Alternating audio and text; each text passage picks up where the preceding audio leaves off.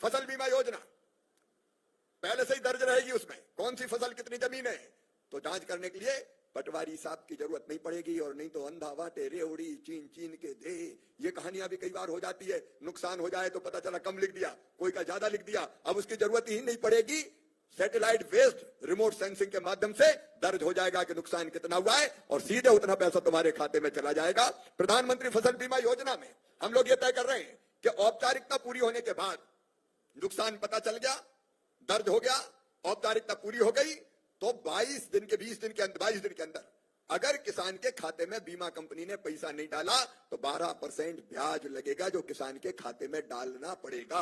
ये प्रावधान कर दिया है। और राज्य सरकारें भी कई बार पैसा देने में देर कर देती, केंद्र पैसा दे देती राज्य का और किसान अटका रहता है। अब राज्य सरकार भी, अब केंद्र सरकार जैसे ही आपका क्लेम बनेगा हम अपने पैसा तुरंत डाल देंगे, राज्य सरकारों से कहेंगे तुम भी डालो, और देर से डाला तो 12% ब्याज उनको भी देने का काम करना पड़ेगा। एक नहीं, ऐसे कई प्रावधान कर रहे हैं। 2-3 चीजें किसान भाइयों, कृषि भारतीय अर्थव्यवस्था की रीढ़ और किसान उसकी आत्मा, अन्नदाता मतलब जीवन दाता, और इसलिए किसान भगवान से कम नहीं है, जीवन देता है अन्न पैदा करके। और गणतंत्र दिवस ऐसे मनते थे कि पिछली सरकारों में कभी किसानों को बुलाया ही नहीं जाता था, लेकिन आज देखो कर्तव्य पथ पर पगड़ी बांध के जब ठाठ से हमारे किसान गए तो खेती की जय जयकार हो गई। पहले की सरकारें नहीं बुलाती थी। और आज ये अतिथि ये नहीं है मंच पे बैठे, हम तो मेजबान हैं, हमने बुलाया है, आप मेहमान हैं हमारे, अपने मेहमानों का स्वागत। कैसा लगा के, अरे जोर से बताओ ना कैसा लगा। आज हमने वो दृश्य अपनी आंखों से देखा जो कभी मोबाइल में टीवी में जैसे तैसे देखते थे। भारत की अद्भुत प्रगति का दृश्य हमारी आंखों के सामने साकार हो गया। एक तरफ हमारी सैन्य ताकत, एक के बाद एक विमानों के प्रदर्शन, ब्रह्मोस से लेके ऑपरेशन सिंदूर में दुश्मनों का काम तमाम करने वाली मिसाइल हो, हमारी सेना के बाकी कर्तव्य हो, टुकड़ियों का हमने मार्च पास्ट देखा और हमने भारत की प्रगति की झांकियां भी देखी। और आज मैं गर्व से भरा हुआ हूं कि प्रधानमंत्री नरेंद्र मोदी जी के नेतृत्व में एक वैभवशाली, गौरवशाली, संपन्न, समृद्ध, शक्तिशाली, विकसित और आत्मनिर्भर भारत का निर्माण हो रहा है। भारत लगातार आगे बढ़ रहा है। दुनिया आश्चर्य से देख रही है आज भारत की प्रगति को, भारत के विकास को। और आपने देखा आज का भारत दुनिया के सामने झुकता नहीं है, दुनिया की आंखों में आंख डाल के बात करता है। भारत को दुनिया नकार नहीं सकती, लेकिन जब भारत की बात करते हैं तो भारत मतलब किसानों का देश। आज भी हमारी आधी आबादी सीधे सीधे खेती पर निर्भर करती है, 50% सीधे खेती पर, और खेती से जुड़े कामों को जोड़ लो तो ये मिला के 70% आजीविका देने वाली हो जाएगी खेती। और इसलिए खेती बहुत जरूरी है। आज प्रधानमंत्री जी को, राष्ट्रपति जी को इसके लिए भी धन्यवाद देता हूं कि आज जो पद्म पुरस्कारों की घोषणा हुई है, उन पद्म पुरस्कारों में 3 विशुद्ध रूप से किसानों को पुरस्कार दिए गए। ताली बजा के उन किसानों का स्वागत कीजिए। पहले कभी किसानों को नहीं मिलते थे, कृषि विशेषज्ञों को दिए गए। मैं बहुत बधाई देता हूं AK सिंह साहब, गोपाल त्रिवेदी जी, के रामास्वामी जी, PL गौतम जी, जोगेश देवरी जी और डॉक्टर को मैं खेती पीछे न रह जाए इसके लिए हम दिन और रात काम कर रहे हैं। मैं बार बार दोहराता हूं कि कृषि मंत्री के रूप में दिन और रात एक ही जुनून है, एक ही कर्तव्य याद आता है कि किसानों की सेवा ही अपने लिए भगवान की पूजा है। कई फैसले, बहुत विस्तार में मैं आज नहीं जाऊंगा, कई फैसले उत्पादन बढ़ाने के लिए, उत्पादन की लागत घटाने के लिए, उत्पादन के ठीक दाम देने के लिए, अभी MSP की जिक्र कर रहे थे। आज मैं कह रहा हूं ये सुन के जाना और वहां सावधान रहना कि तुअर, मसूर, उड़द भी 100% जितनी किसान पैदा करेंगे पूरी मिनिमम सपोर्ट प्राइस पर खरीदने का हम काम करेंगे।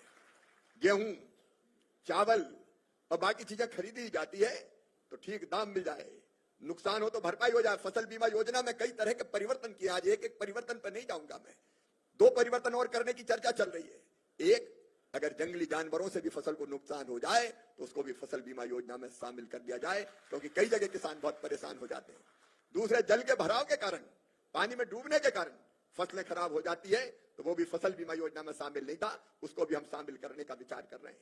मैं आप सबको एक और शुभ समाचार देना चाहता हूं। बाहर से LOPs, पीली दाल आ रही थी, इंपोर्ट कर रहे थे बिना इंपोर्ट ड्यूटी के, उसके कारण दालों के दाम यहां गिर रहे थे और किसानों को ठीक कीमत नहीं मिल पा रही थी। अब हमने 30% इंपोर्ट ड्यूटी लगा दी बाहर से आने वाली दालों पर। मतलब बाहर की आएगी तो 100 रुपया की आएगी तो 30 रुपया उनको पहले देने पड़ेंगे, तब आ पाएगी। ये इसलिए किया कि हमारे किसानों को दालों की ठीक कीमत, दाल का मतलब ये हुआ कि मसूर हो, उड़द हो, चना हो। अब चना भी इस बार अच्छी बोनी हुई है, चने की भी, इनके ठीक दाम मिले, इसलिए इस तरह की ड्यूटी लगाने की हम लोग कोशिश कर रहे हैं।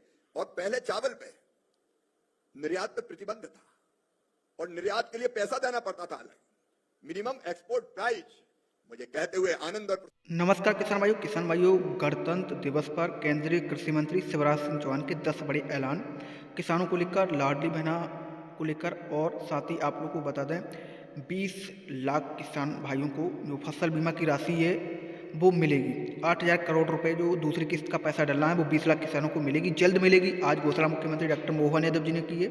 साथ ही ग्रामीण विकास मंत्री भी हैं, तो आवास योजना का लाभ भी मिलेगा। पीएम आवास योजना के अंतर्गत लगभग 2 करोड़ आवास ग्रामीण क्षेत्र में दिए जाएंगे, ये केंद्रीय कृषि मंत्री माननीय शिवराज सिंह चौहान जी ने बताया है। साथ ही लखपति दीदी योजना के अंतर्गत हर महीने बहनों की 10,000 रुपये आमदनी करवाई जाएगी।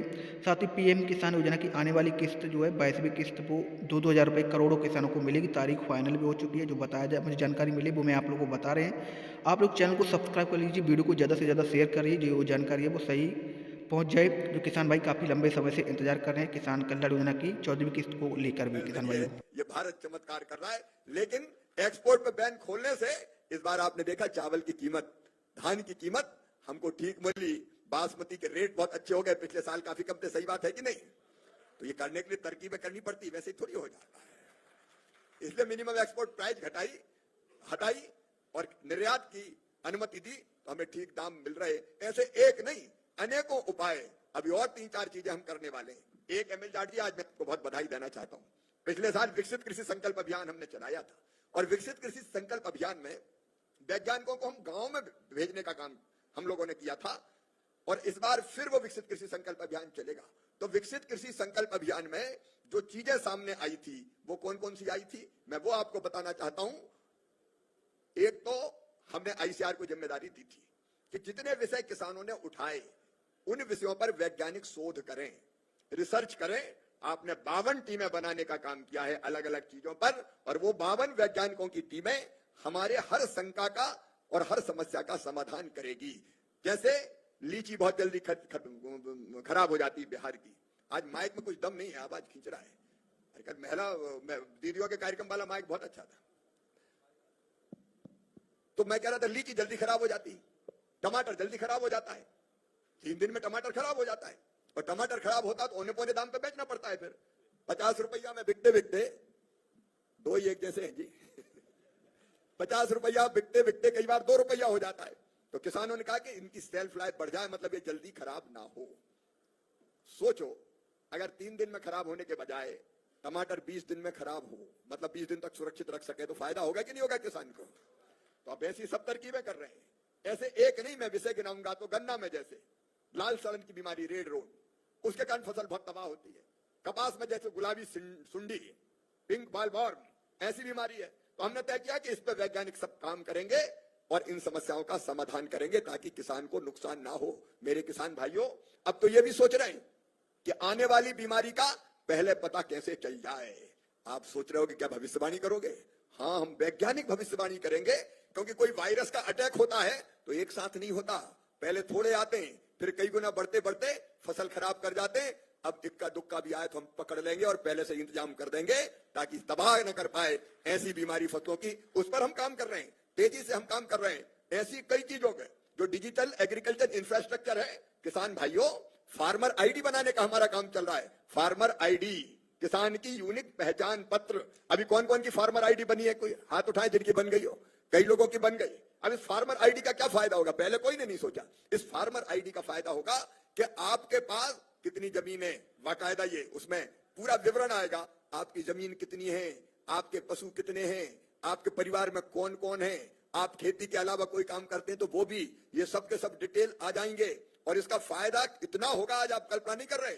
अभी तो अलग अलग कागज लाओ, बैंक में लोन लेने जाओ, फलाना कागज ले आओ, ठिमका कागज ले आओ, पता चला कि 1000, 2000, 5000 रुपया तो कागजों में ही खर्चा हो गए। अब फार्मर आईडी बताओगे वहां तो बैंक वाले के सामने साफ हो जाएगा कि कौन कौन सी चीजें, कोई कागज की जरूरत ही तुम्हें नहीं पड़ेगी।